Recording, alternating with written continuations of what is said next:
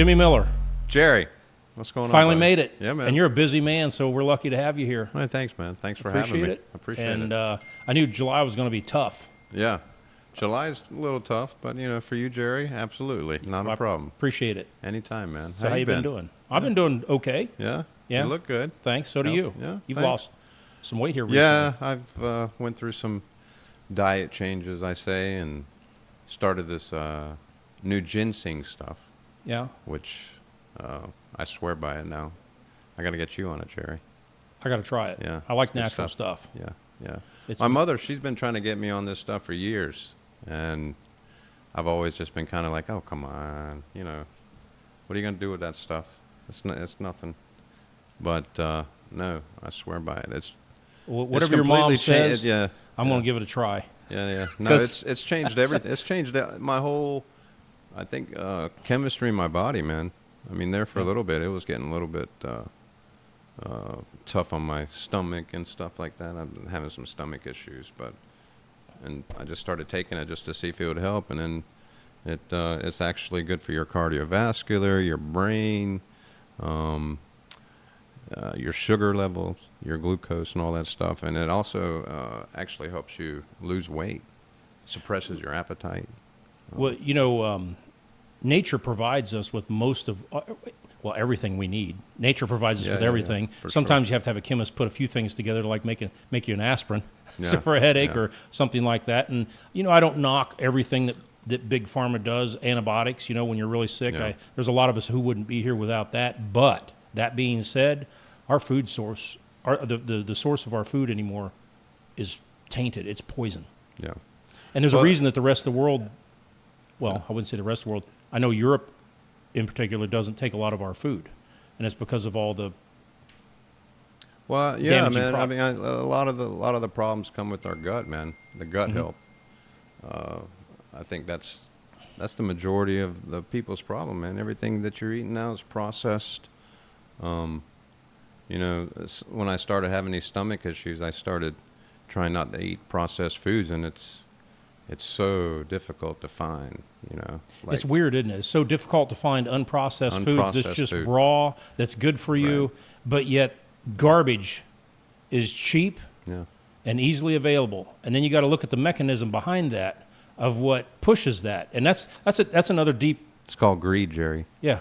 It's called money. It's also, don't you think, it's a little bit beyond greed? Don't you think there's a little bit of a Luciferian demonic type? Definitely. I mean, if you're that greedy... I mean, you're definitely that evil too. Well, when you sit on top of the world, let's say you're a money printer. When people always say, well, it's all about the money for them. No, it's not, because they print it. So it'd be like me handing you air. Here. Oh, here's some more air. Air doesn't mean anything to me. For those people, don't you think it's about control? Yeah. And control and, definitely control. That's all it is. Because once you have everything, I think once you have everything that you could ever have, what else do you want to have? And how could you consciously poison people and feel good about it, just so you can buy a 10th home? Well, I mean... seriously. Consciously poison people? Well, how could you do it? I couldn't. I think normal people can't think how that could be, Right. So, obviously, those types of people that could do that kind of stuff is not normal, That's a different mindset. Yeah. It's one thing for someone to like money just a little bit. Yeah. It's another one to consciously, if you're damaging people, to continue on, like ruining them. Right. And if you're feeding them formaldehyde and this and that, and I just thought of, I've told a lot of people the beers, I guess they still are, a lot of American beers were brewed with formaldehyde to speed up the process. Yeah. Just to speed up the process to make an extra few bucks. There's a Korean drink that used to be made with formaldehyde called. Is it still? I don't believe it's made with formaldehyde anymore, but it used to be back in the day.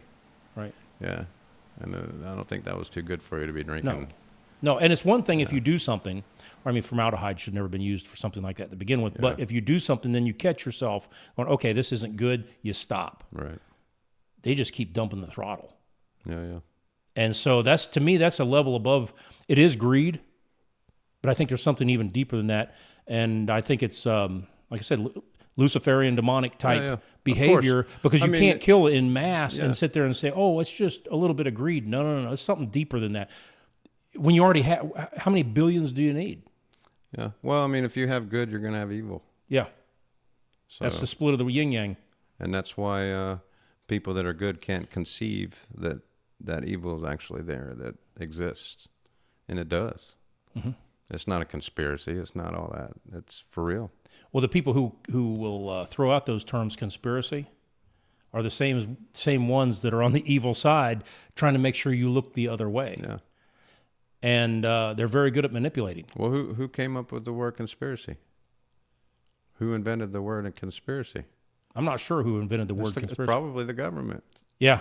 Well, the propaganda machine. I know who come up with a lot of these terms that we use today. Right. A lot of them do come from like the Bolsheviks in the political sphere. Like racism came from Bolsheviks, and it was a term that was, I think it was Trotsky who came up with it to shut down an opponent. When you're losing a battle, throw out this term and it'll shut people down. And it's just a form of manipulation. It wasn't meant for good, or wasn't meant to stop something that is not right. Right. It's meant to shut someone down when they start making a point. And it's much like the food source that we have in this country. Yeah. It's tainted. Yeah. You go into the grocery store and you see these organic signs. Give me a break. No. Give me a break. Organic. Well, my question is, why do you get charged for something that's less chemicals? Well, I mean, something that you don't put chemicals on that costs money. Why are they going to charge you more for it, right? I mean, for something that doesn't have something on it. I don't know. It's just...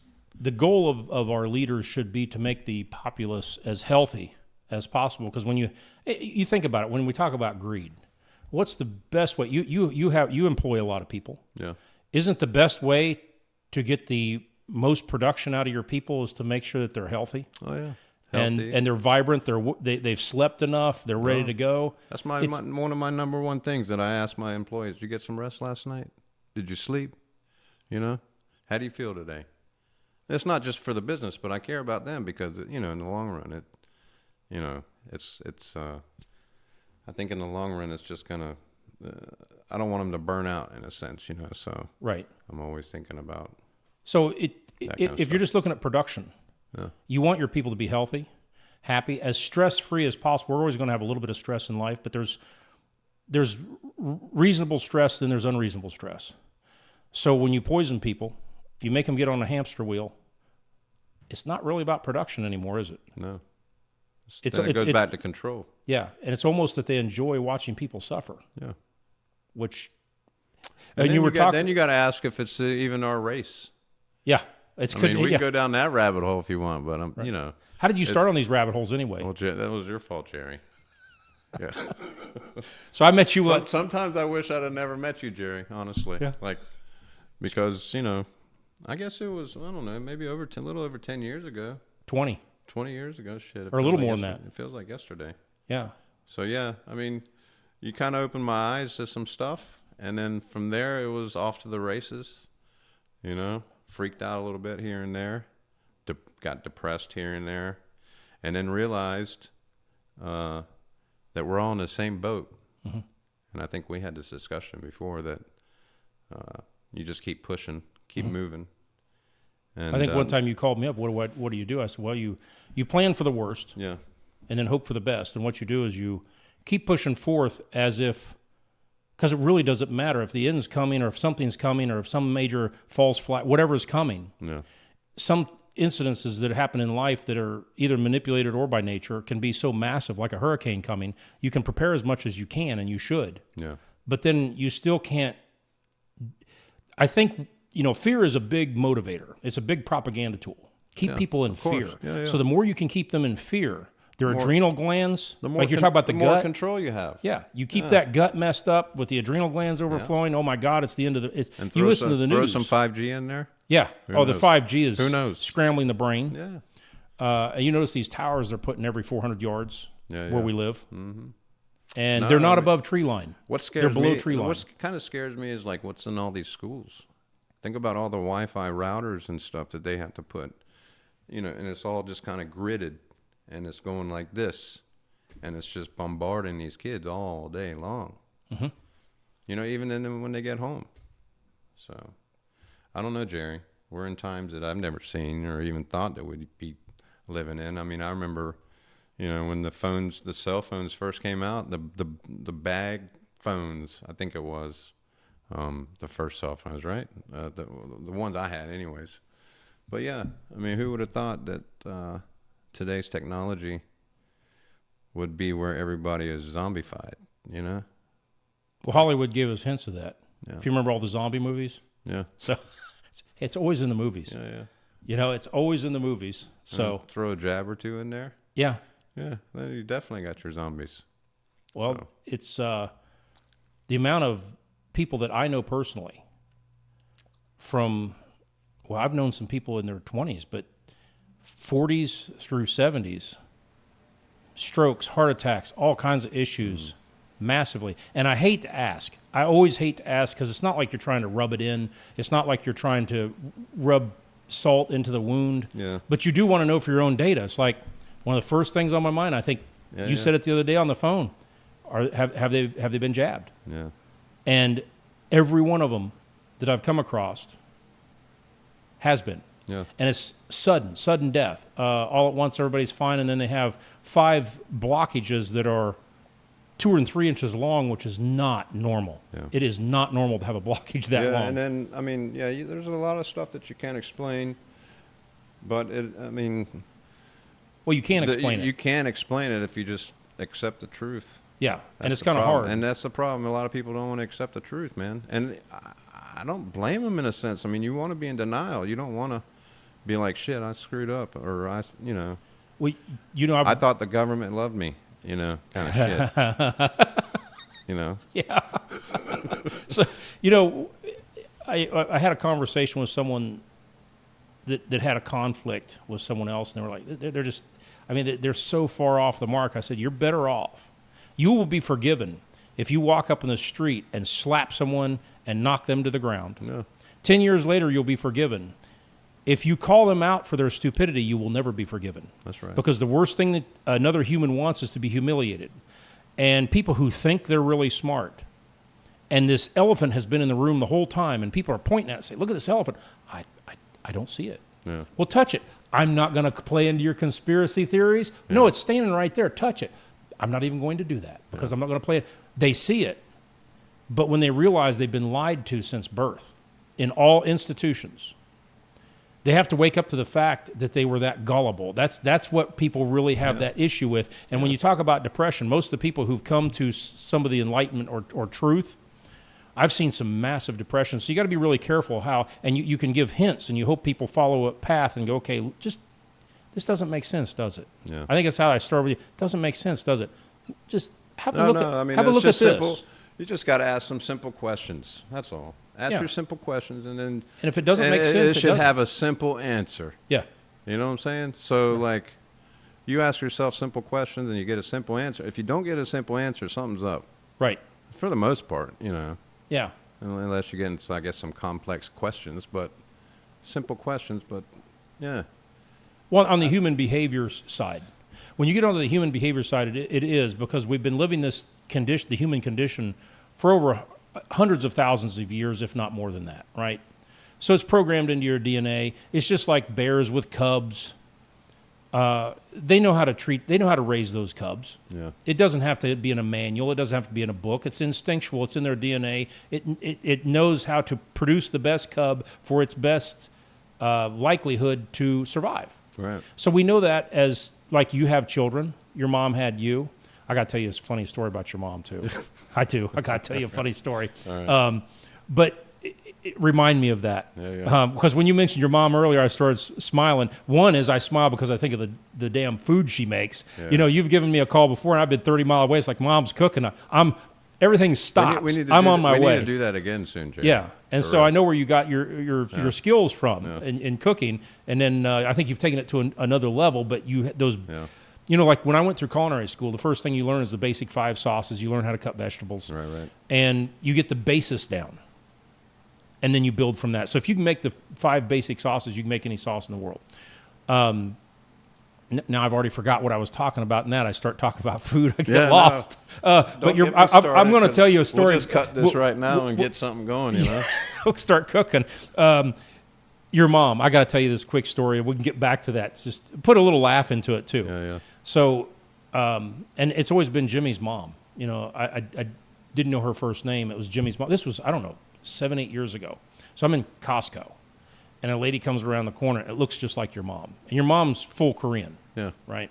So it looks just like your mom. I mean, real damn close, you know, if not just like, just real close.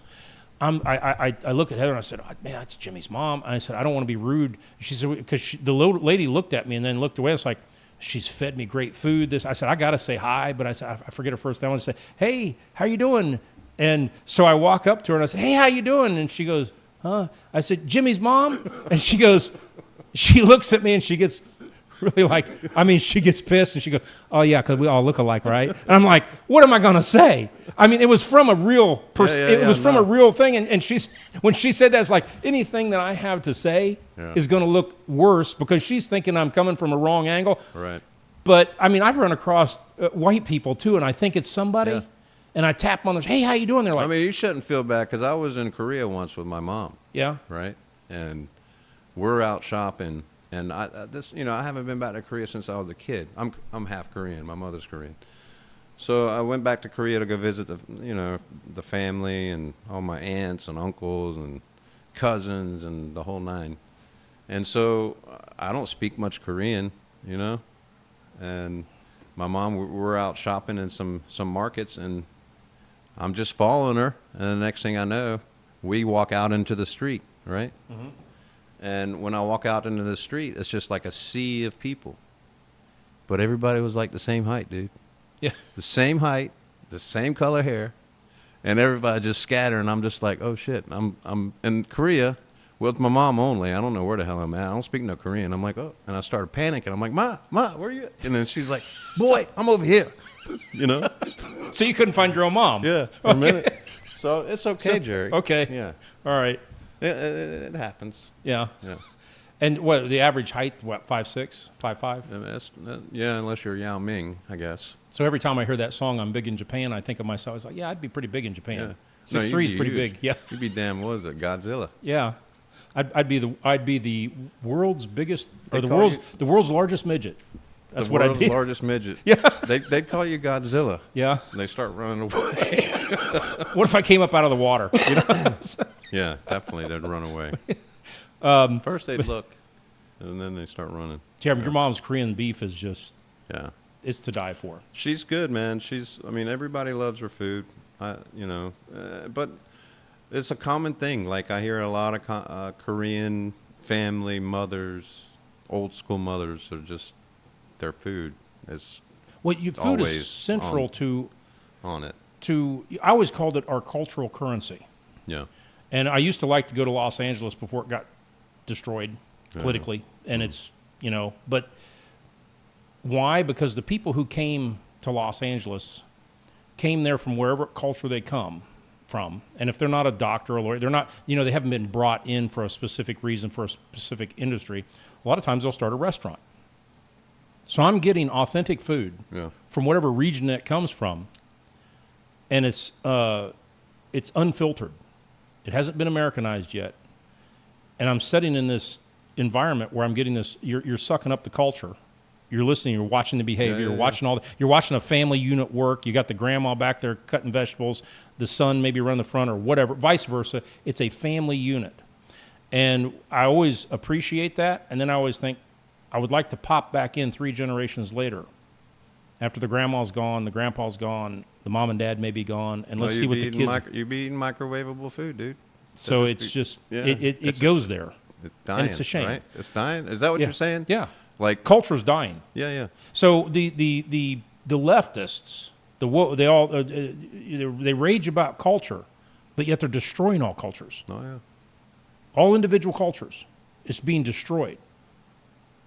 And it's such a shame when that goes. When you go to Europe and you just cross the border from France into Germany, it's different food, different architecture, a lot of differences. Yeah. When that's gone, it will never come back. Yeah. You think about the food that you're making. You're still making your stuff from scratch, which is extremely rare in the restaurant industry. You know, you come across people whose restaurants are failing. And you go, you've eaten there, and it's like, well, yeah, you're serving crap out of a bucket. If you want it Stouffer's, go to the grocery store and buy it, and you'll get it for a fourth the price. And that's what you're serving, trying to charge $20 for stuff you're getting out of the freezer. You make yours all from scratch. Right. And that's why that's one of the reasons you're very successful. You go there, you're getting something you can't get somewhere else. Yeah, there's a lot of variables, I think, that goes into it, but that's a big one. Yeah. You know? I think value is something that people nowadays are especially looking for. I mean, what is it for a Big Mac in California now? Like $18 or $20? So. But so goes, you know, I think I've told you, my mom's family was from Southern California, from the 1800s. So goes California, so goes the United States. Yeah. And now that we're facing this whole thing with Biden, you know, I mean, he fell off the rails. Well, maybe if that's the case, then maybe we'll all just split up into 50 little states. Then we'll be taken over. No, well, we'll be good, man. Just each state has its own, you know. You get so small and so weak. Can you imagine each state having a barbed wire fence just like Mexico, you know, or having a border down in, you know. That would be pretty fun. That'd be hard. Oh, it'd be hard. I mean, because you think about the vegetables, all the vegetables you're getting are coming from, a lot of them are coming from California. So you're coming across all those countries, the tariffs, the this, the that. It's not what we want. The good thing about it was we were all kind of like-minded, right? Yeah. We know that robbery's wrong, rape's wrong, murder's wrong, all that. But we had little differences. You know, you go to certain places, they're a little bit more lenient on this or a little bit more lenient on that.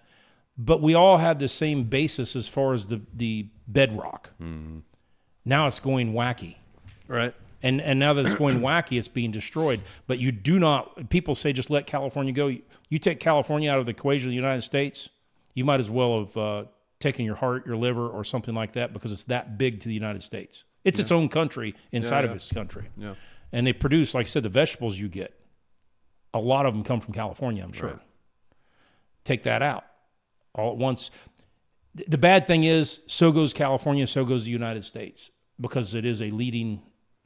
It's a leading nation within inside of our country. It's a state, but it's a leading indicator. And so, Gavin Newsom, I'm a little worried that he's going to come on the ticket here, and he's going to be. So? Oh yeah. I don't think so, man. I'm worried that he's going to slide in there at the end because they can't run Biden.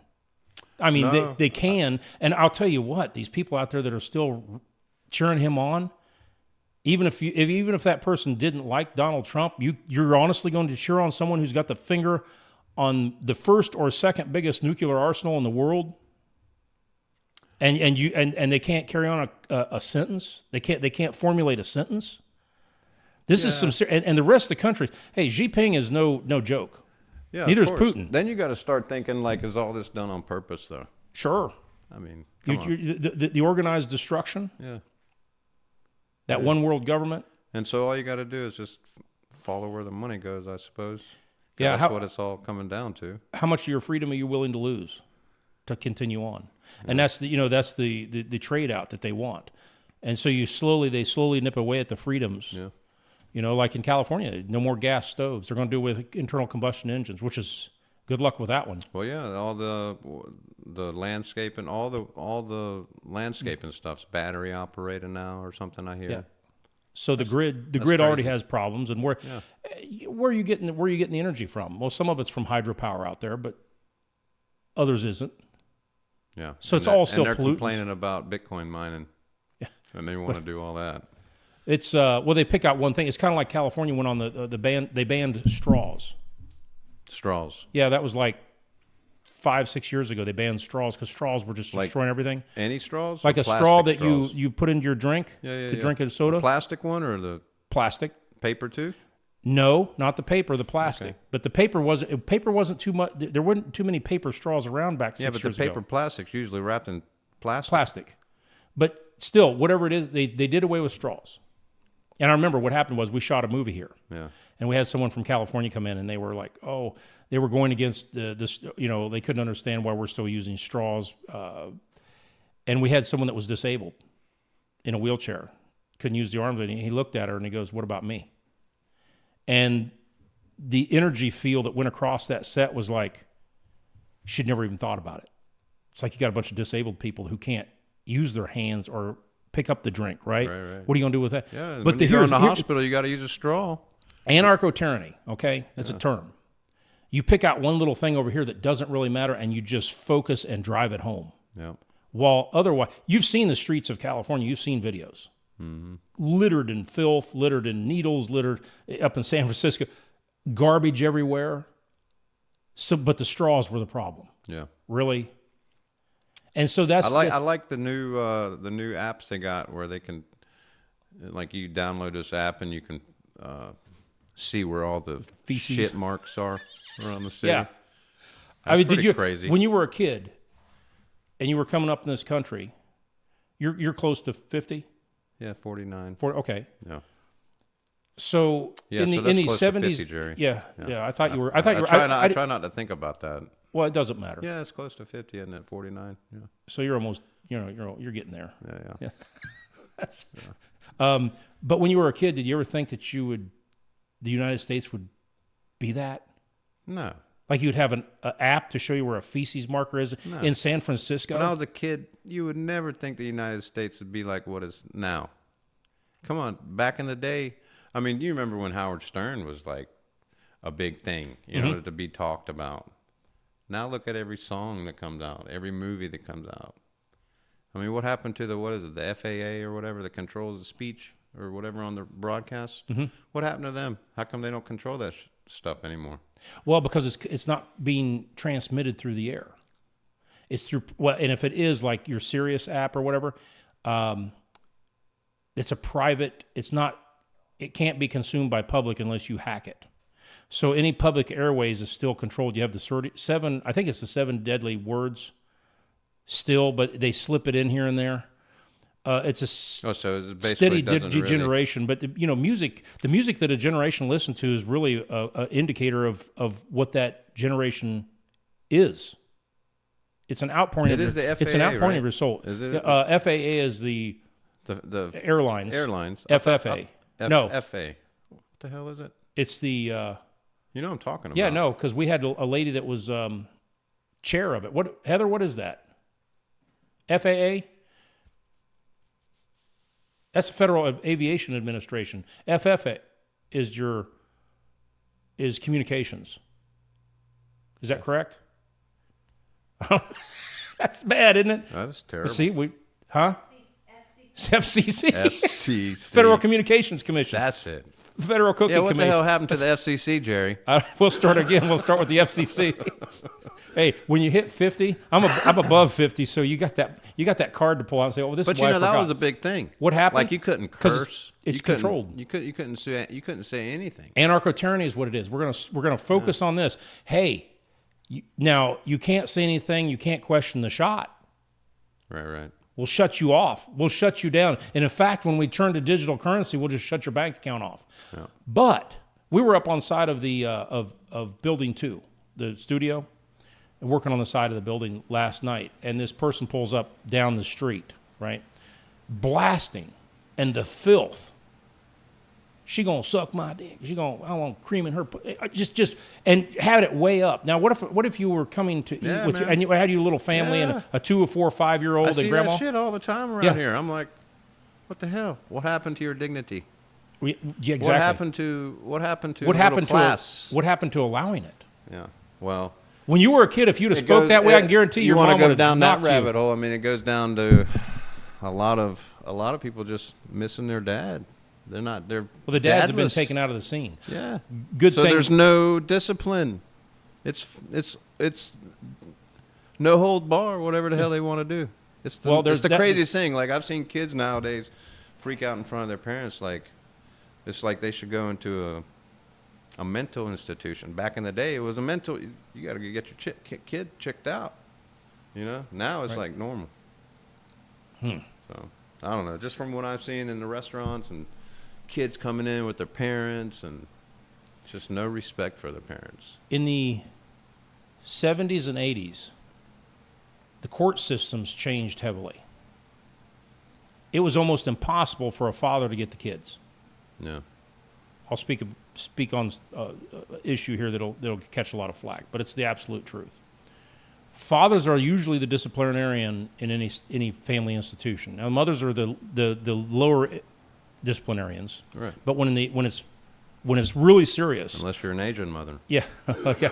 Well, then with the shoes, what the hell's up with that? Yeah. Huh? If you're an Asian I mean, mother, they can it's the other way around. they can hit you with a sandal coming off their shoe while they're putting one up in. That's them ninja skills. Yeah. So she can hit you with the sandal and throw it.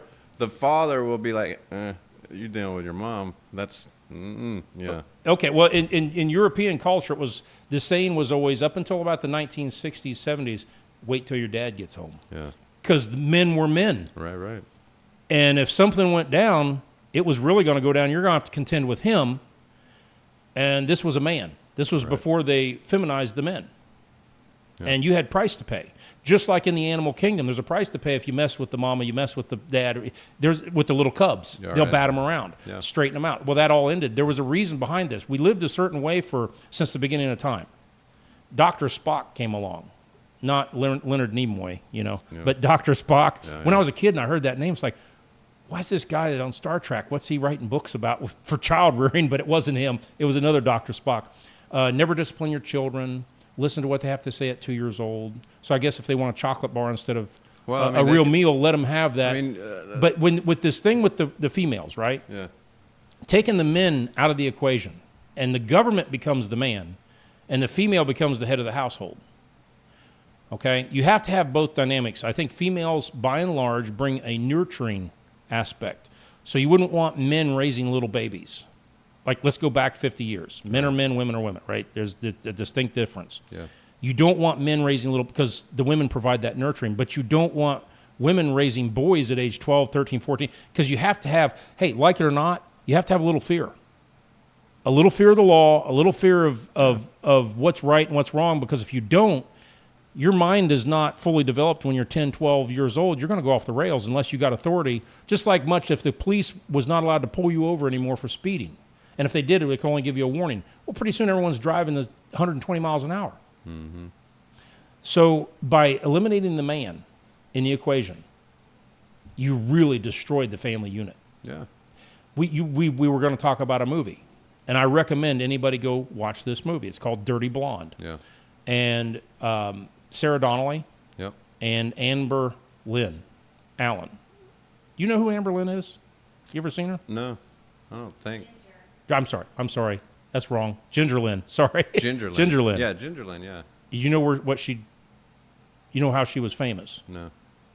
Wow, I thought everybody did. Oh, wait. Isn't she a porn star? Yeah, she was a porn star. Back in the 80s. 80s, yes. Yeah, she was probably the biggest. Wait a minute. I don't know anything about that, Jerry. She was an adult film star, right? Yeah. So I don't know why. I'm not going to bring up the count either. Yeah, don't bring up the count. Okay. Dracula. Well, yeah. Yeah.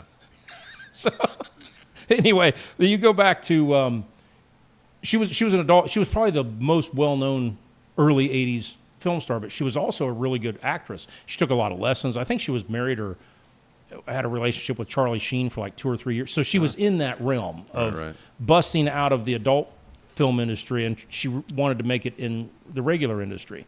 So she took a lot of lessons, really good actress. Okay. And I told Heather, and I said, watch this film. With the film festival, we get in a lot of independent films, and it's gritty. You just watched it. Yeah. And it's real life. But it was, to me, there was a lot of, I would recommend you going and watching Dirty Blonde with Ginger Lynn in it and Sarah Donnelly, and I forget the director's name. But what I'm going to do is I'll link it below. Watch that film, because the psychological impact of that film, it's gritty, it's raw. It's not an adult film, not like a porno. But it's gritty, it's raw, and it shows a lot of layers of psychology and how things can turn out. But what was removed from that equation? When you look at that whole aspect, the father. Yeah. And the mother made damn sure. So it goes back to what I was just saying. The father's gone, man. Yeah. You know, that's what they make society. Well, think about it like this, man. They split it, the economy-wise, they split it in two. The mother has to go get an apartment now, so does the dad. You know, and everybody working, and all the bills. Each one has to go get electric company, gas, plumbing, water, whatever. And then you're trying to spoil the kids to get the attention. You're vying for the attention. It's not a thing of parenting anymore. It's more I want to be their friend. Exactly. So then, your kid grows up, and then you're going, what the fuck? I did everything. I gave him. No, one thing you forgot most is is probably love and attention, and having like respectful conversations within each other. I think that's gone. Not gone, but it's very. No, in mass, it's gone. It's the big part of the pie. Yeah. You said something about everybody vying for attention, I've seen so many relationships, and I think the statistic is 70 to 75% of all divorces are filed by females. I've watched. I'm a study of human behavior. It's just like watching animals. You watch different behavior, and then if you know an animal's acting different than what a normal wolf does, something's wrong, and then you try to figure. Anyway, it's just a thing I've done since I've been a kid. You sit back and you watch behavior. You're an observer, and I've watched. Not all, but I've watched some females turn their children into forever babies. Yeah. And then I go, okay, why would you do that? I got some of those employees like that, dude. But it's that, and there's, I love my. I just want to go up to the mom and dad and go, hey. And you notice what they call? I love my babies so much. They're 21 years old. They're not a baby. Okay, I love my babies so much. Okay, do you? You've hobbled them. They cannot function in society by themselves, so basically you killed them. So once you're dead, which in a normal course you will die before they do, what are they to do? Yeah. How are they going to make a living? How are they going to function in society when you've made them into a forever baby? Right. And it's not a thing of love, it's actually a thing of hatred and narcissistic behavior, because hey, it's all about me. I want my kid around me as long as possible because I've become such a tyrant that no one else wants to be around me, so I'm going to have my kids around me constantly, so I'll baby them. And in that movie, Dirty Blonde, it's in a 20-some minute movie, it shows that this mother has such control over her daughter, making sure that she don't go away from her. And so she will keep her in a cage, but yet baby her inside that cage. Well, obviously that mother was traumatized. When she was growing up. So that's what happens. Something was traumatic in their growing up, and then it keeps going. Right. And then it keeps going to the next. Right. It's just and to get out of that cycle, I believe is probably very, very difficult. Right. Well, we're all everybody not everybody. There are people who grow up in situations, and you can look at it as an observer and go, okay, I understand that they did this, but I'm not going to do it because I see the outcome. That's what an intelligent human being does. That's how we move on to the next level, so we don't keep playing in that same thing. Try to learn from other people's mistakes, right? Yeah. And so the times, this and that. You don't take your sandals off and hit your kid, do you? Do what? You don't flip your sandals off and hit your kid. No, I've wanted to. Well, it's genetically, but you're not going to do it. Yeah. And I think it's only the females that have that. I think they should come out with like drone sandals. I am impressed by that. How about drone sandals? There you go. I am impressed. That way you can just drone it and you be in the other room. And we've talked about. I'm super impressed at their accuracy. Oh yeah. My mom can do one like 90 degrees. I'll never forget that shit. I was like 90 degrees from her, dude. Like down the hallway and cut this way. Like a curveball? And she boomeranged that flip-flop around that thing and smacked me in the head. And I'm like, it hurt. But the first thing that came to my mind was like, how the hell did she get around that corner? Yeah. And smack me in the head without seeing me. Right. She knew where you were. Yeah. And plus she knew how to bend space-time, or ultimate curveball. Like you said, a boomerang. Yeah. But yeah. And she still do that today if she had the chance, probably. But I think maybe not. Sorry. Well, no, I think at a certain point, after you're a kid, they kind of, I don't know, do they? In that culture, do they? Like in the European culture, you raise your children. This is kind of like the norm. You raise your children, and it's a big joke inside the European culture that the grandparents spoil the crap out of the kids. And it's like you're sitting there looking at at your mom or dad. They were hard on you, but then they're spoiling the kids. Like, where was this kindness when I was growing up? Yeah. Well, it's not my kid. It's not my duty to raise that child to become a successful human being. And so there's a different, is that the same in the Asian culture, or does it ever end to where it's like, okay, 25, 30, you're an adult now. I no longer have to. I mean, I think I don't know, just from what I've seen and my experiences, I think definitely calmed down a little bit, but it's still that fire's still there. And I think it's just the culture, you know? Yeah. Like my mom, she works at the restaurant, you know, I just give her something to do. She comes in for a couple hours a day, you know, keep her busy. I think that's important. So, she comes in, but at the same time, she's, you know, telling everybody in the kitchen, kind of trying to teach these people. Right. Because it's like nobody's taught anything. And it's not just how to work, but it's also like some life lessons. Like, don't you think that comes from the nurturing inside her? And I think people take it wrong. I actually see, of course, there's people who abuse people. Yeah. But you can kind of pick them out pretty quick. It doesn't. That's not a line to be blurred. It's either there or here. But the people who have, when we say discipline, I don't mean smacking a kid around. We're not talking about that kind of discipline. It's like if a kid's doing right, you tell them they're doing right. You're proud of them. But if they're doing wrong, you straighten them out just a little bit so they can get over on the right course. That's love. Because it doesn't always feel good as a parent, does it? Yeah, no, that's right. But you can't do it all the time. You can't tell them you're proud of them all the time. No, I'm talking about the other side. Like if you do have to discipline your kid, it doesn't feel good. No. You don't want to do it. Hell no, you don't want to do it. But it's not. I mean, unless you're just evil. Well, yeah, but I'm talking about the average person who has love in their heart. You don't want to do it, but you know by not doing it, it's going to be a train wreck down the road. Yeah. And so you have to say, okay, we have to make an example here and stop this in its tracks, and then explain why and all this stuff. But by not doing it, to me, that's not love. No. That's making it easy on yourself. Right. And so your mom has a motherly instinct, a nurturing instinct in her. So the people that she sees that she's working, you know, when she's in there, and you said like she's the fastest person that can put a plate together. You did the country music festival here. Yeah. How many bowls do you do in a day? A day, thousands. And you said she was just cranking them out, and all going out. She'd get mad at me if I tell her, just because I worry, man. It's hot out there. Yeah. And she's 80, dude. She's 80 years old. And we got 2 cashiers yelling orders, steak, shrimp, chicken, shrimp and chicken, you know, just a bunch of different stuff. And that's what's keeping her sharp, I believe. Because even for me, you know, keeping up with all those orders coming in is very, very difficult. So it keeps your mind sharp. And I think it's very, as in the animal kingdom, you're still useful, like in a wolf pack. And a wolf gets so old that it becomes a hindrance to the rest of the pack. It almost wants to commit suicide on its own, or it will happen to it. Right. Human beings, a well-balanced human being has to have a function in life. Purpose.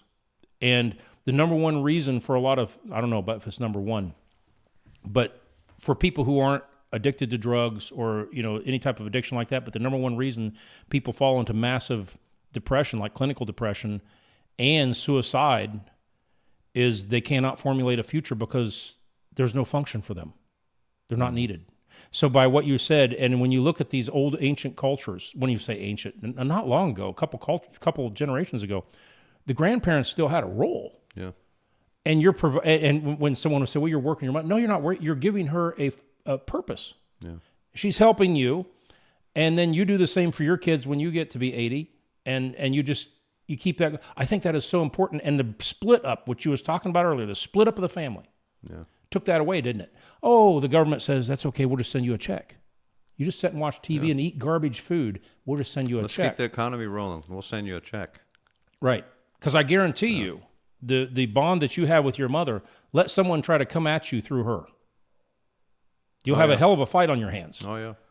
But if you were all separated and you all hated each other and you just relied on that government check, you're weak. Yeah. You've destroyed the family unit.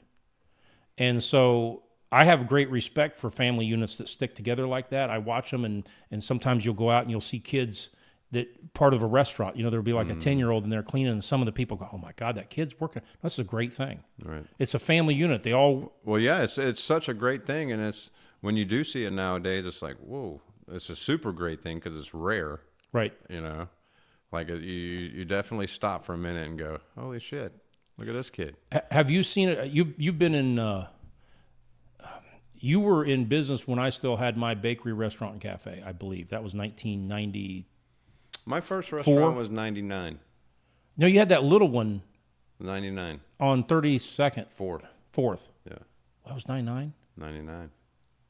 You're a little older than me, Jerry. Yeah, I know, but I thought I thought I could remember coming down from my place to get some grilled salmon or some hibachi salmon. It must have been when I was building the house. Anyway, and now I don't even remember because that threw me, so I don't even know where I was going with that. But I know where I was going. You worked. You had a few employees at that time, but you were the grill master. You were the one back there on the grill. Yeah. Oh well, I was the only employee. Yeah. It was me and my cousin. Yeah. Okay. Yeah. Now that so I was trying to think of a timeline. So 99 today. So you're about 35 years. Yeah. Right? No, 25 years. 25 years. In the 25 years, that's basically a generation. Have you seen overall, not individually picking someone out, overall, a decline of work ethic? Has it maintained? What are you seeing in the workforce? Yeah, definitely a decline. They don't want to work anymore? They don't have the work ethic? What is it? Yeah. Do you have a box that's all the above? I mean, we could sit here, but this is a long conversation, but yeah, definitely a decline. Everybody's zombified. It's the phone. The phone's a big problem. You know, I think they're on their phone so much, and when they get to work and they can't think properly, you know, because they're too. I guess the phone has something to do with endorphins, and it makes you happy. I've noticed a lot more depression in people, you know, like just being very unhappy to be where they're at. And I don't think it's us. I mean, I don't think it's the environment we're in. We don't make it unhappy. I mean, you're talking about your personal environment. Yeah. You know, I tell people to do this experiment. You know, we have Sam's Club and Costco, and they both have different demographics shopping there. Yeah. One has probably a higher net worth income people coming in than the other. We live in a resort area where a lot of retirees are here. People are retiring at age 50, 55 from the federal government, from these state jobs up north with huge salaries. Yeah. They come here, they live in a really nice area. They're living better than kings and queens did 200 years ago. I mean, that's a fact. Go into Costco, which is a higher net worth. Hey, did you know what they just did? Did you hear about it? What Costco did? What? So they just went up $5 on their membership. You know how many members they have? Oh, a ton. 50 million. Yeah. So it's 250 million. Okay. You go into Costco, walk around on a Saturday, Sunday. Just take a little piece of paper and just put a scratch mark for everybody that you see that has a natural smile on their face just walking around. You're going to be hard-pressed to find, out of probably 1,000 people, you'll be hard-pressed to find 5 or 6 people. Yeah. Go back and pull up any old 8mm film from the 70s, 60s. Everybody was happy and smiling. Pictures from a beach, and it's not when they're in, and people say, well, they were modeling. No. Picture on the beach where, you know, you might have been with your family when you was a little kid, and there's people in the background. 90% of the people have a natural smile on their face. In work environments, smile on their face. Yeah, they enjoyed being there. They enjoyed living. Yeah. They had pride in what they did. They had a purpose. And they had a purpose. And they had a tribe. And their tribe was people who are participating in the same experiment and all working for a betterment. You don't have, now we are so divided that we don't have that anymore. And there's a reason for the division. That's a big rabbit hole to go down, Jerry. It goes back to the enslavement of the world. Yeah, and then it's just, and it goes back to this, and it goes back to that, and then it gets bigger and bigger and bigger, and then you go, okay, I don't want to go down this hole anymore. It's deep. Yeah. But you get to a certain level, and when you finally find out who the masters really are, it stops there. Yeah. I remember you come across people who know that there's something wrong. You give them a few hints, and you say, just look at this, just look at that, just follow this trail. you will, when you mentioned earlier that you get depressed. Well, not anymore. No, because you went past it. You went through it. But you have to get through it. You did get depressed, man. The end of the world's coming. Everything's screwed up. You know, what the fuck am I doing all this for? Why am I busting my ass for all this shit? And then you start thinking after the fact, this is all psyops. Yeah. To get everybody they want you like that. So they can bring down the country right. a lot easier than what they, Because if you're working for something and you've built something, you're going to fight for it more fierce and you're going to have more passion about it. But if you take away all your... There's a movie line, and I think it's it was Scent of a Woman, where Al Pacino was blind, but he was an old Green Beret or something like that. And when he's in that conflict where he's standing up for his friend, nephew, something like that, against the rich oligarchs, and he says, "This is a crock of shit, this thing," So he says, "Well," he said, "You're a liar," but he said he's not a snitch, and he goes off. It's a great clip to watch, but what was you saying? I start thinking about that clip. You just said something that triggered that in my head. Shit, I can't remember now either, Jerry. Anyway, inside that, I'll think about it in a minute. The brain's searching. But I was sitting there and I was picturing that scene. And what a powerful scene that is. There's certain scenes in movies that when they're being filmed, if you're there on set, the magic's happening. And you just hope to hell that the gate on that camera was set properly and nothing failed and caught that moment.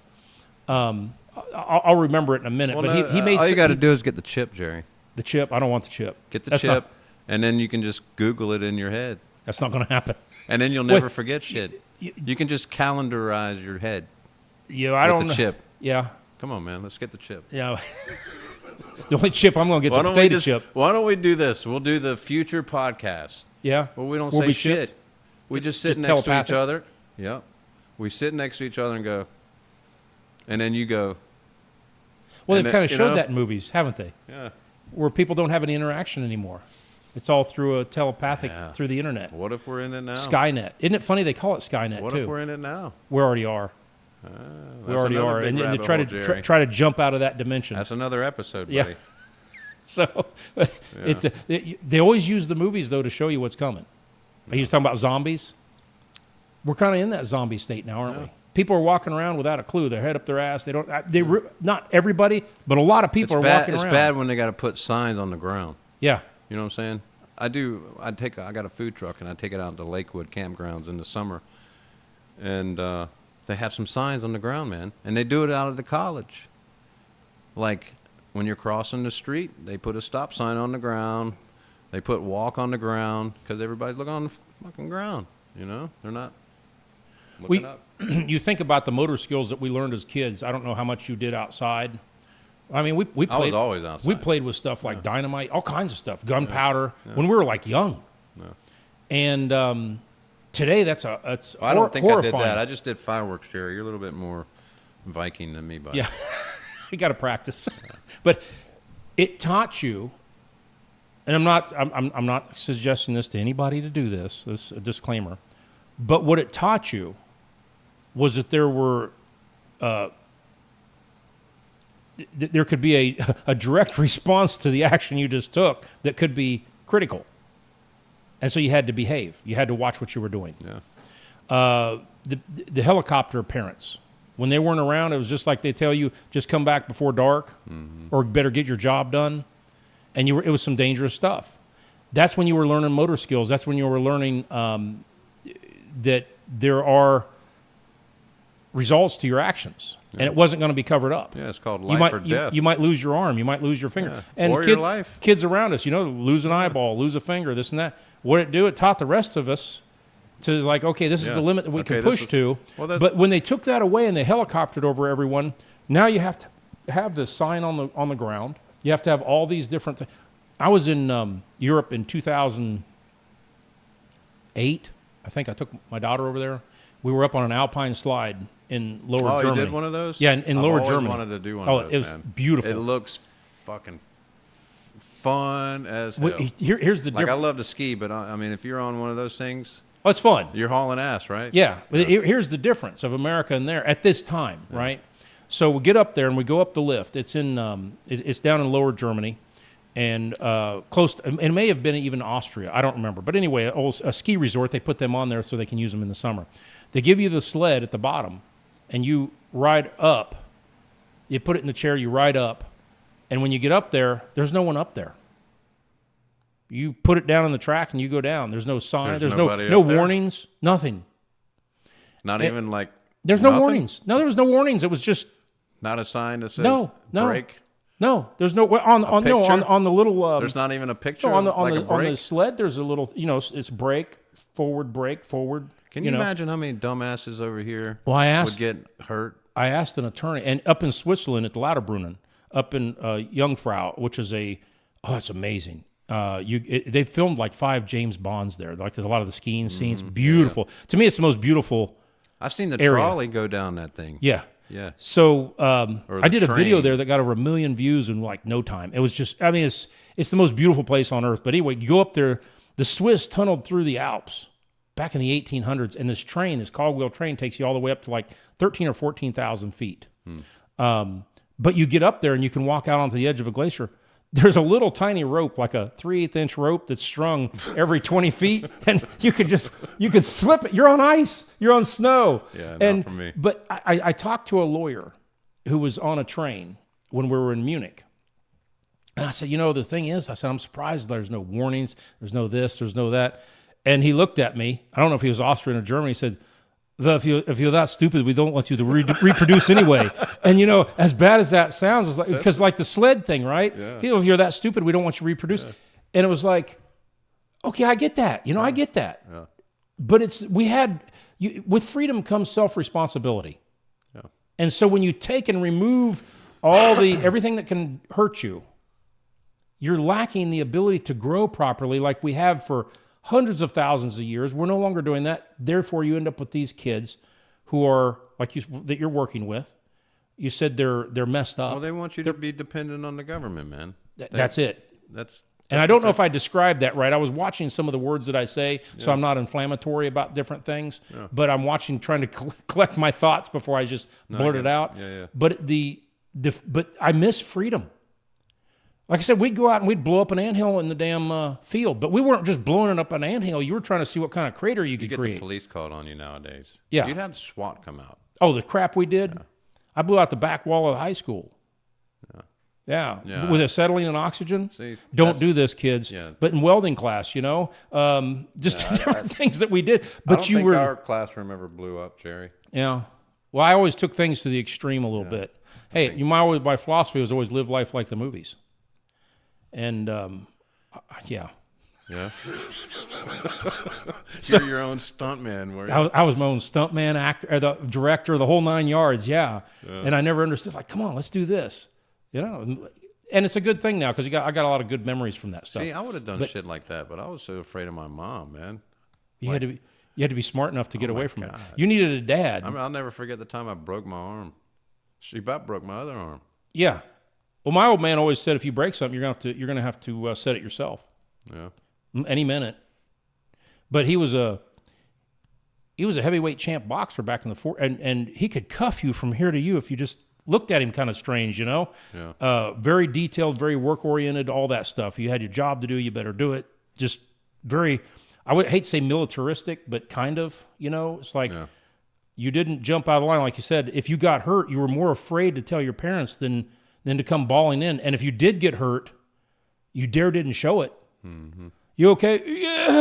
Yeah. What's the matter with you? Nothing. No, I think I just got bit by something. And you got a big knot on your arm or something like that. Well, okay, because we got to go out and hoe the field. Okay, and so you tape the damn thing to your arm because you don't want to lose any benefits of the freedom. Yeah. But it was important, and we've lost that. And that's that freedom that, our kids, you think about the psychological experiment over the last 30 years that kids can't go out and play by themselves. Yeah. Do you ever remember hitting the road when you were little and taking off? Of course. You can't do that with a kid today. They'll come up missing. Yep. And don't think that a lot of things weren't allowed to create that. Right. Yep, that's another rabbit hole, Jerry. You seen the movie Sound of Freedom? You seen Haven't that? I Sound of Freedom? Haven't seen it yet. Did you? Yeah. You need to Was it watch good? that. Yeah. Jim Caviezel. Caviezel. That's it. Yeah. I always have problems saying his last name. But no, it was a really good movie. Even my wife, she was, I said, hey, this is a really good movie. Let's watch it. And she's like, we'll watch it later. And finally I get her to watch it. And she's like, oh, it really moved her. Yeah. Because, a movie like that is just, a lot of people want to stick their head in the sand and don't want to know what's going on. Yeah. It's easier for them, but right. when it involves children, women getting abducted or being abused or whatever, if you turn your eye to that, in my opinion, Viking opinion, you're about as guilty as the people who are doing it. Yeah. You need to put a stop to it. Right. And I mean, look at what just happened with Epstein Island. Mm-hmm. Over 1,000 people went there. How many people have been brought up on charges? None. Zero. Well, you can take the January you can take the president and bring him up on a charge, though, can't you? January 6th. They were able to hunt those people down across the country that just showed up. Mm-hmm. They were able to use videotape and facial recognition. Epstein Island just can't quite seem to bring them to trial. I wonder why. Ghislaine Maxwell had a submarine base and submarines. Really? And we're just, look over here. Mm-hmm. January 6th, look over here. Here, let me give you some money so you can talk about this. That's why I say it's a demonic Luciferian cult. When you were talking about, are they really people? Yeah. I have a hard time believing that they are, because never in my life would I have a thought to do things like that. Yeah, well, because you're not evil. Evil. Normal people don't think evil. Right. Right? That is correct. And it is, but then I have to question, why don't the people who are, they claim to love their families, they claim to love their children, but yet we're just going to look the other way on this issue here. We're just going to look the other way. These are predators. Yeah. And they should be dealt with in a public arena. Yeah. But they're not, because you know why? They sit at the top of industries, be it media, politics, big industry. Damn governments. Who was well, I better not mention names. But the people who went there and went there multiple times, they knew what they were doing. Yeah. And so they can't claim, if you've been there 15 times, you can't claim you didn't know anything. Mm-hmm. And they're still riding high, and they're still the movie stars, they're still the directors, they're still the people, leaders of the industries, they're still top politicians, they're still royal families, people. Do you think the people are going to wake up, though? Do you hope. think people are waking up more so than they used to be? I think there's a small portion of it, but I'll tell you what I see is there's this massive, let's say a massive surveillance organization. And it goes down to people as much as if you know the truth and you censor yourself. Self-censor. You're part of the organization. Yeah. And people say, no, I just don't want any trouble. You're part of it. Mm-hmm. If you know something that's that evil and you say nothing because you want to keep your lifestyle, you're part of it. Yeah. And that's a harsh statement for a lot of people, but it's the damn truth. Right. And because when it comes to your kid getting abducted or something like that, now you want everybody to go out and search and make them pay a price, make the people pay a price, but you didn't care when it was someone else's. Yeah. We should never put up with that as a society, not once. Yeah. And this is being run from the top. And not one charge has been brought. The FBI has plenty of videotape. Why don't we see that leaked? Well, everybody. Why don't we find it? Everybody asks all these same questions, and yeah, you're right. Well, we know. I'm saying this sarcastically. Of why don't we? We know you and I know the reason why we don't. No. Because the masters cannot allow that to happen. Right. You realize that, and I think I've told you this a long time ago. The only reason they have power is we give it to them. Yep. The last thing they want is a fight. They don't want to fight. There's not enough of them. No. And they could be eliminated really fast if the mass bulk of people say, enough is enough. And I'm not advocating going out and running your own legal system. But what I'm saying is if you just said enough is enough, We've had it. Hey, okay, here was an example. During the but Great does the Pandemic. legal system work now? Well, no, it's been weaponized. I mean, come on. You But you just charge the president of the United States nobody even knows what the charges are. 91 charges, something. Do you know what they are? Well, it was I know it's trying to bribe money. It was trying That's what they to. let out. It was about the election fraud, and he called. I think Trump called somebody somewhere saying, hey, we need an extra 10, 12, 13, 14, 15,000 votes. It was in Georgia. And so you could take that. It was like all these mail-in ballots. But didn't he lose Georgia? Yeah, he lost Georgia by 11,000 votes. So, but what about, no one ever calls into question all these mail-in ballots that just mysteriously appeared in the middle of the freaking night. Yeah. When I went to bed, Trump won. Yeah. No, it was like a landslide. I love watching the graph where one was going like this, and all of a sudden it crossed over and down. Right. Yeah. And it happened at like 4 a.m. Yeah. And it happened in like an hour span. Yeah. And no one questions that. Yeah, Jerry. And so he questions it, and he's brought up on big criminal charges. Basically what he did is he questioned it, and he was brought up on charges. And how dare you question this? How dare you question it? Biden's been caught doing business with China. Yeah. Isn't that supposed to be our adversary? Right. Hey, I hate to run. You got to go. Holy shit. I got my guy waiting on me. The life of a restaurateur. Yeah. But let's do it again. We'll do it again. This is fun. All right. I had fun. I had fun too. Heather, how do we look? I hate to cut it like that, man, but I got to go. Heather.